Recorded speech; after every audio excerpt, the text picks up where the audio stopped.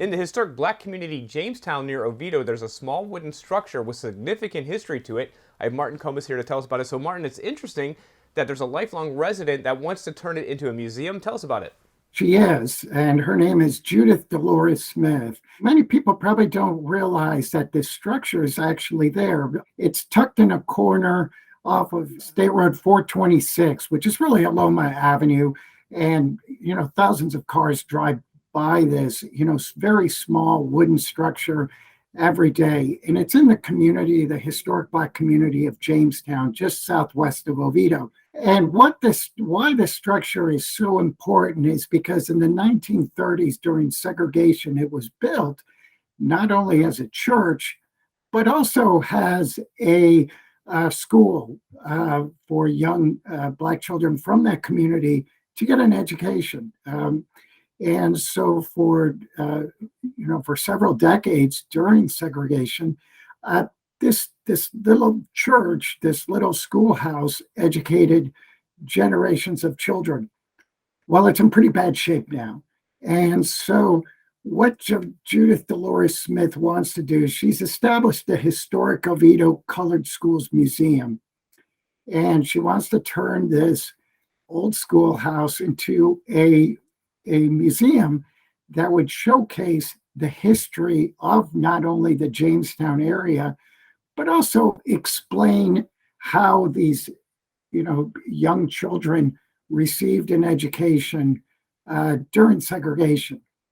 And the inside of this building, it's at the corner of State Road 426 and James Drive, still has the wooden pews, and it has an old organ. It has the old windows, but the problem is it needs a lot of work. The original wood ceiling is sagging in some places, and to open it up as a museum, this organization would have to make it compliable with the American Disabilities Act.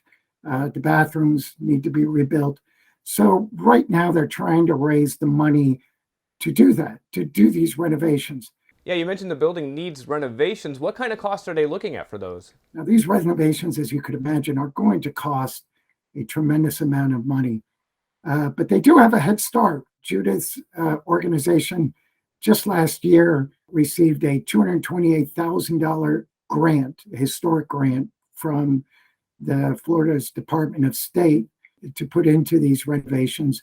Also, a local roofing company, certified best roofing company of Oviedo, donated a brand new roof to that. So they've got kind of a head start. But like I said, Judith Dolores Smith wants to show the public, show the community, show the Central Florida area how at one time this small little structure, which functioned as a church on Sundays, where people on Sundays went to pray and sing hymns. And then for the rest of the week, it was a place where young children learned how to read and write. So, Martin, you mentioned it was in bad shape. As far as like having this building still standing, I imagine that's pretty rare. Like, were there other ones in the area that are long gone now?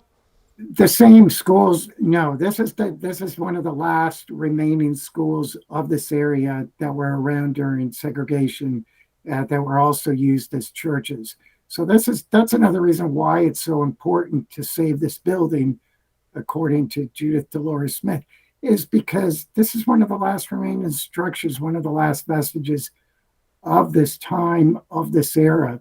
And she feels it's important to explain to the world, to show the community how young Black families, even during segregation, took the initiative to educate their children. Yeah. Does she have like a timeline of when she thinks she'd like to have it going and open to the public? Is that set in stone yet? That's a good question. Her organization, now with the state grant and now with the donation of the new roof, her organization hopes to have the renovations completed within a year or so. Now, it's not only going to just be used as a museum, with old papers, old textbooks, and the old pews and photographs. It could also be used as a site for community events too.